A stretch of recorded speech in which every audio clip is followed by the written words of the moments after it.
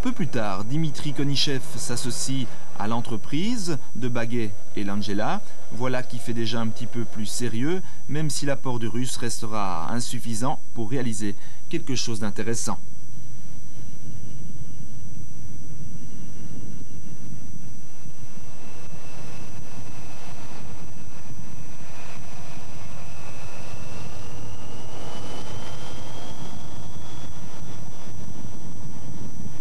Un petit conseil du directeur sportif Patrick Lefebvre n'est donc pas superflu. Entre-temps, les deux MG ont continué à jouer avec les nerfs du Belge, dont les réserves petit à petit s'épuisent. Le scénario est toujours le même, alors qu'il ne reste que 15 km à parcourir. Sørensen, qui n'a pas participé au Tour de France, a déjà attaqué plusieurs fois, un peu comme s'il voulait fatiguer Van den Broek et permettre ainsi à son équipier Schiandri d'en profiter. Schiandri, vous le connaissez bien, il a remporté la 11e étape du Tour de France 95 à Saint-Étienne, au sprint devant Buenaora. En tant qu'Italo-Britannique, la Leeds Classic lui tenait particulièrement à cœur, il l'a remportée. Depuis qu'il court sous licence britannique, Max se sent bien. Heureux de faire enfin partie d'une sélection nationale, il vient d'ailleurs de proposer de financer son propre voyage en Colombie pour aider la fédération britannique. Max, c'est certain, est prêt à tout pour gagner. Frank Van den Broek, lui aussi, est un gagneur, mais décidément que cette situation devient difficile.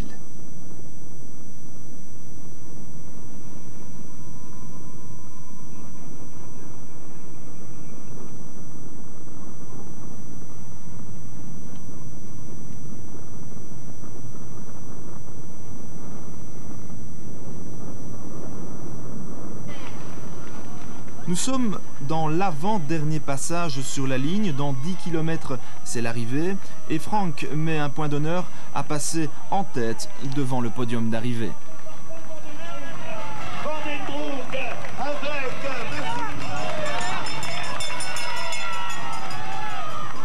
Au passage sous la cloche, seul moyen à présent pour Frank Van den Broek de se débarrasser des deux coureurs de l'équipe MG, eh bien c'est cette côte, tenter d'accélérer, d'attaquer, de donner tout ce qu'il a pour distancer suffisamment Schiandri et Sørensen et ensuite tenir sur le reste du parcours un petit peu plus roulant.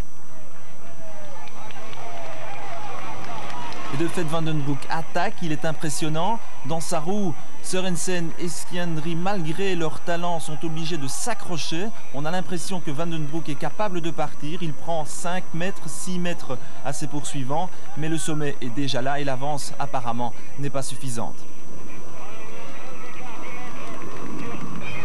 Et effectivement, quelques centaines de mètres plus loin, Van den Broek est déjà repris par Schiandri et Sørensen. Il fait à nouveau appel au conseil de Patrick Lefebvre. On ne sait pas trop ce qu'il lui dira à ce moment-là, sans doute d'essayer encore une fois ou deux de répondre à ses attaques et puis de garder quelques forces pour l'éventuel sprint final.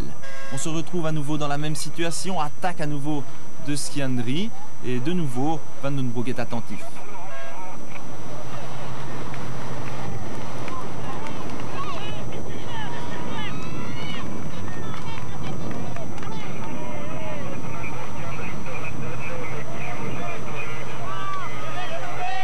Frank Van den Broek discute beaucoup avec Sørensen en gardant un œil évidemment sur son deuxième adversaire et Schiandri d'ailleurs ne va pas se faire prier, il essaie encore une fois de surprendre Van den Broek, pas très fair-play tout cela évidemment, mais ça fait partie de la course. En attendant, nous sommes à 5 km à peu près de l'arrivée. Frank Van den Broek parvient jusqu'à présent à tenir tête à ses deux adversaires.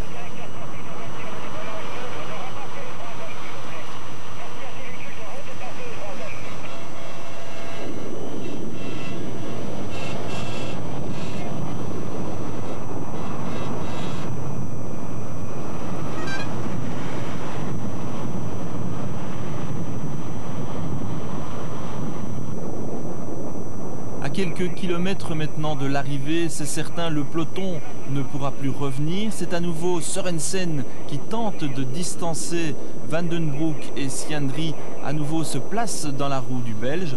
Van den Broek fait une nouvelle fois l'effort pour aller rechercher Sørensen. Il est vraiment très impressionnant.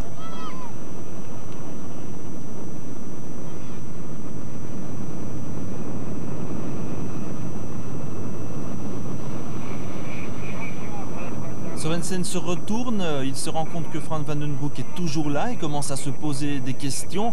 Mais quelques centaines de mètres plus loin, c'est Ski Henry qui attaque. Frank Van Den Broek lève le bras, il appelle son directeur sportif car à présent il faut prendre une décision.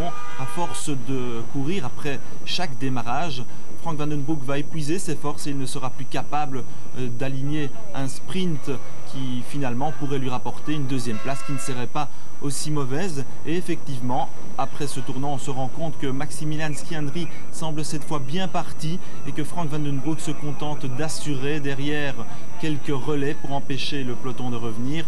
Maximilian Ski Henry cette fois est parti pour la victoire car il ne reste à présent que quelques kilomètres avant la ligne d'arrivée.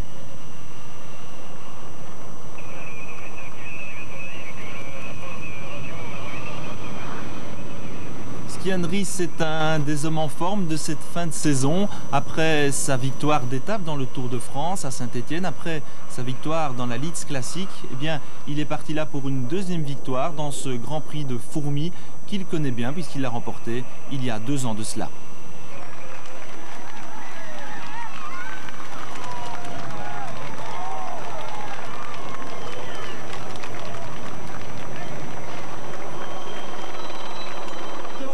Cette seconde derrière le vainqueur, Frank Van Den Broek possède encore quelques réserves pour battre Sorensen au sprint et remporter une deuxième place amplement méritée. Le sprint du peloton est remporté, lui, par Wilfried Nelissen.